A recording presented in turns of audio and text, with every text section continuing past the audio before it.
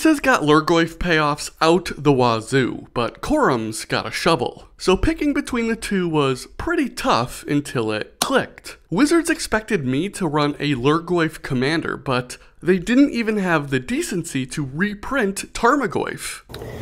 My disappointment is immeasurable, and my day is ruined. I will not reward that kind of decision making, so instead I whipped up the one and only Shovel Tribal deck. That's a straight up lie, but Coram will be the face of the upgrade. An upgrade of 30 cards for $13. I gotta start with the philosophy of the deck. Shovelman Voltron. It feels appropriate getting one-shot through shamanic incantations or through an infectious aerial assault. But a simple man and his shovel just hits differently. The powered endgames will come through his first ability, taking on the greatest power among creature cards in all graveyards. His second ability even helps get those cards in the graveyard, milling each player one card when he attacks. And the amount of fuel his third ability provides cannot be understated, letting you play a land and cast a spell from any graveyard that were put there from libraries this turn. For example, Grisly Salvage comes in the precon. It's a reliable way to fill your graveyard and replaces itself more often than not.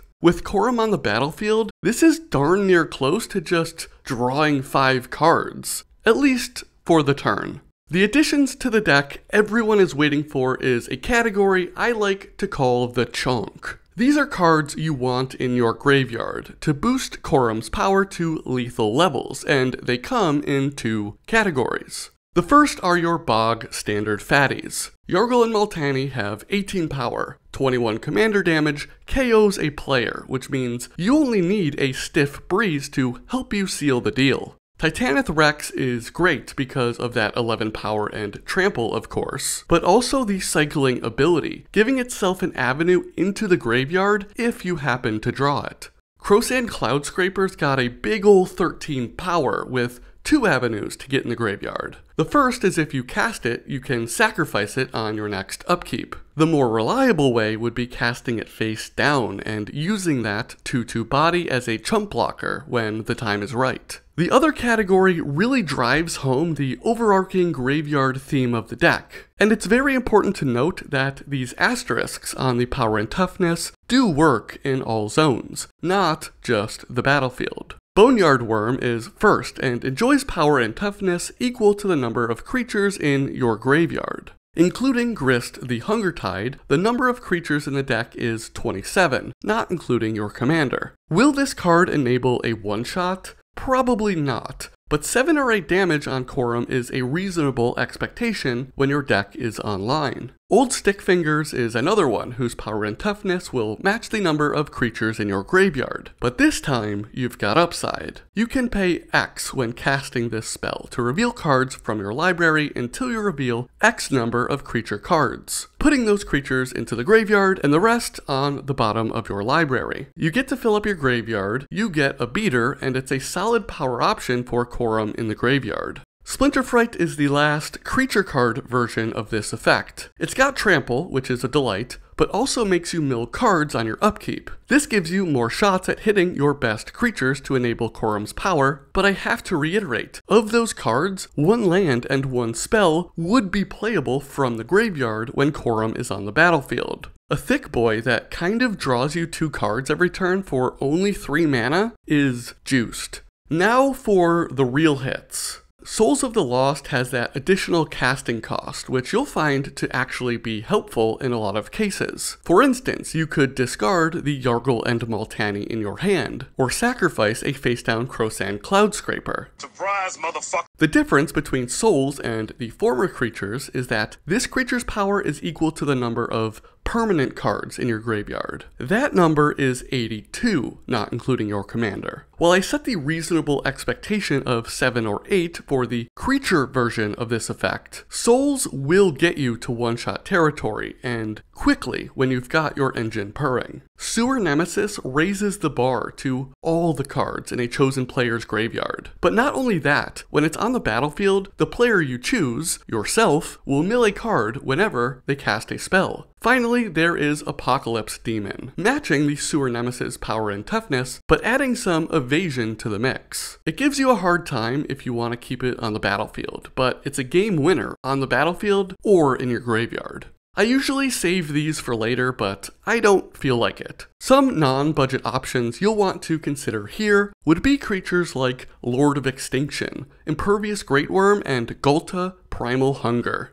Chonk alone will not carry you to greatness. For that, you'll need the Chonk Daddies to give them kibble and pats. Why are these fat cat themed? Well, I think Coram is a cat guy, and deep down, I think you do too. In any case, Swiftfoot Boots are a combination Chonk Daddy and Protection Edition. The haste lets you get in with Coram the turn you play him, and the hexproof puts a stop to most pinpoint removal. Footfall and Sword of Vengeance also provide haste, but trample as well, which is another key piece of the puzzle. The sword even gives you some extra stats and keywords to play with. Rancor is another trample spell, this time a recyclable aura that returns to your hand whenever it goes to the graveyard from your battlefield. Demonic Embrace is another recyclable evasion aura, this time granting a creature flying and letting you cast it from the graveyard by discarding a card, as well as paying the other costs. Again, this discard could work in your favor if a Souls of the Lost is sitting in your hand with 45 power. These next three are ways to lay a beatdown, even if the Undertaker has no evasion. Mage Slayer takes the attached creature's power and deals it straight to the player or planeswalker it attacks when the attack is declared.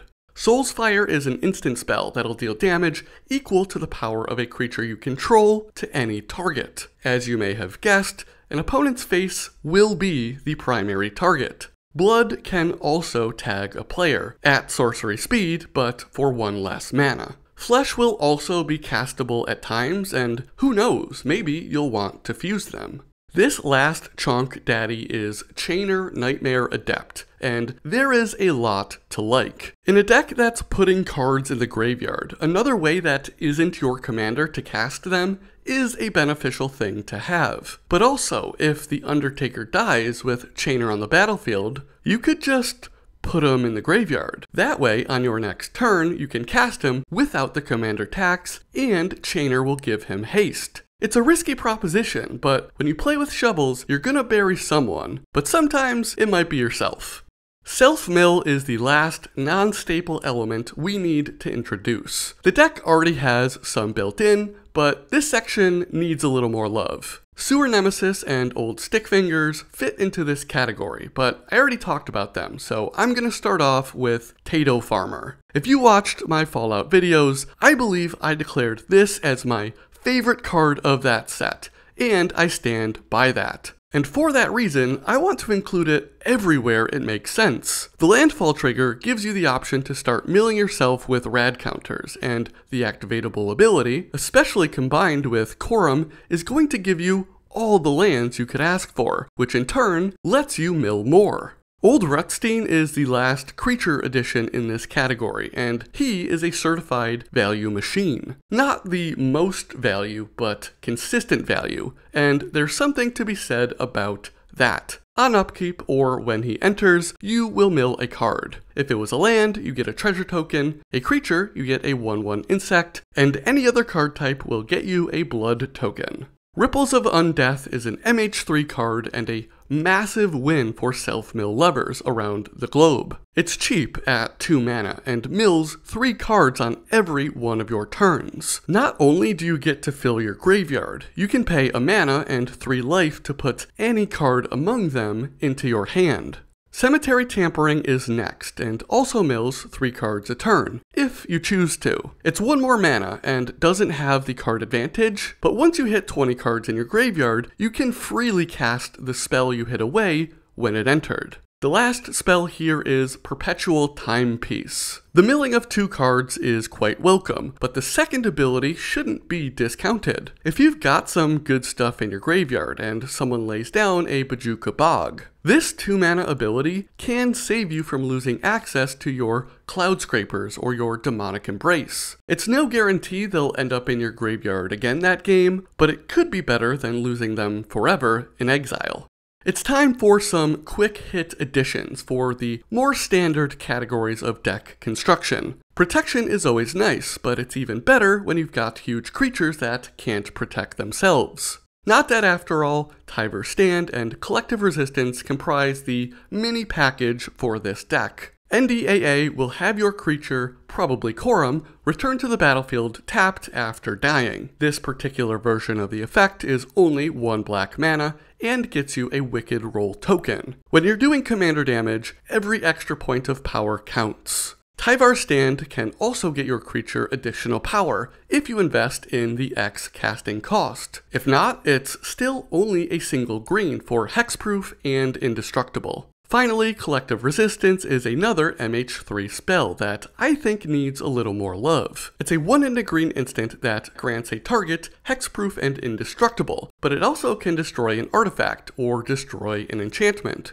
And with that Escalate ability, you can take any number of those actions. The only ramp addition I haven't already talked about is Golgari Signet. Turn 2 ramp into 4-cost commander is a classic play pattern, and the Undertaker does mill when attacking, so getting him out early is a-okay. The only removal spell that I haven't already talked about is Rise of the Witch King. More than anything else, I really appreciate this artwork, but it does also help in the deck. Each player sacrifices a creature. If you do, you can return a different permanent from your graveyard to the battlefield. This deck has got Anger and Brawn. If you had to cast one, if only to try and get them to die on a block, this is a great way to get them into your graveyard and get any other permanent out. And speaking of recursion, Squirming Emergence is getting into the action. If the mana value of a target non-land permanent is equal to or less than the number of permanents you have in your graveyard, you can put that card right onto the battlefield. I love the non-land element, so you can get your mill enablers like Liliana Death's Majesty, or a protection piece like Lightning Greaves. Or you can stick to creatures and lay down Sir Conrad or Archon of Cruelty. The last edition I felt had to be Undertaker themed, so I've got the enchantment Oversold Cemetery to wrap things up. You for sure want your Yargle and Multani in the graveyard, but that isn't the case for all of your creatures. You'll hit that 4 creature threshold without much trouble, and then you can get your Junji back, or your Izoni, or maybe that Eternal Witness. It's time for the Lurgoyfs to pay the Pied Piper. And it's not even their fault, it's WotC's fault. But a man's gotta do what a man's gotta do. Disa the Restless is the first to go, and with her, every single spell that has anything to do with Lurgoyfs. Can I honestly tell you that it's optimal to take out all of these spells in the deck? No. Barrelgoyfs got that mill and incidental life gain. Pyrogoyfs got some removal that could come in handy, and Necrogoyf can get huge and has all that discard upside. But I'm sticking to my guns here. They're out. For the rest of the cuts, I got rid of the mini Cascade package with Bloodbraid Elf, her big sister, Bloodbraid Challenger, which is a much better commander card for what it's worth, and Bituminous Blast, which is bad removal. I'm not trying to pay 7 mana to do anything that Garruk Apex Predator is getting up to, so he is out. Burnished Heart is not the kind of ramp spell this deck is looking for. Same goes for Yavimaya Elder. Gluttonous Hellkite is really fun, if you've got plenty of fodder to offer, but the baseline 3 power is not ideal for this deck. Broodmate Tyrant also looks sick. I want to give it a fair shot in my Henzi deck, but again, the 5 power in this deck isn't the angle, even with that Encore ability leaving 3 dragons behind. Exterminator Magmark is far too narrow a payoff to rely upon with how the deck is currently constructed. Siege Gang Lieutenant is a welcome reprint, but it doesn't align with any theme in this graveyard deck. Siphon Mind early on in the game hits really good. But drawing this with only 2 or 3 people left in the game is a totally different story, especially without any opponent discard synergies. Find and Finality are both mid at best. Specifically, Find is mid and Finality is not. Riveteer's Charm is a spell I really want to like. I love me some Jund flexibility, but the cost and pip requirement is too burdensome for those effects. Tempt with Mayhem is a fun red chaos spell, but this deck needs instants that protect the Undertaker. This lets you copy whatever instant or sorcery you want, possibly a bunch of times, but that first instance still resolves, and that is not ideal in this deck. Deathreap Ritual is so much better when you have control of creatures dying through sacrifice, for instance. This deck isn't too reliable on that front, so take this one out and stick it somewhere with fodder. Deathbridge Chant does give you a fat mill of 10 cards, but at 6 mana, it's hard to follow that up with another play from Coram. The back half of the card can be good, but I don't want to take the risk of getting the Apocalypse Demon or Anger or Brawn randomly taken out of my graveyard. The last 3 are lands. Forgotten Cave is nice because it can be cycled right to your graveyard, but red is your least played color, and having a land enter tapped that only taps for that single color feels bad. I don't see much value in running a manland in this deck, so Raging Ravine is getting cut, as is a single mountain. For land additions, and these aren't an official part of the upgrade, fetch lands to fill your graveyard with permanents are going to be a premium addition. But aren't they always? Shifting Woodlands, on the other hand, is a big time add for this deck. What's better than Coram attacking with 30 power? Coram and a land attacking with 30 power. Shizo Death's Storehouse is great evasion baked onto a land, but it is quite expensive. Skarg the Rage Pits is much more friendly for your wallet and can get your commander through to hit face. If you're into tutors, Lively Dirge and Buried Alive are both recent and cheap options. And remember, even if your opponents rightfully take out Coram the Undertaker, you've still got a roster of Chonk with their supporting Chonk daddies that you can strap your trample onto these or combine them with kill spells to win the game anyway. The time of Modern Horizons 3 is over, and so begins the tale of Bloomborough. We've already got some spoilers and Commander precons lined up, so make sure to hit that subscribe button so you can catch every video talking about these little rascals. Like the video if you liked the video, and I'll catch you next time for some more monkeying around.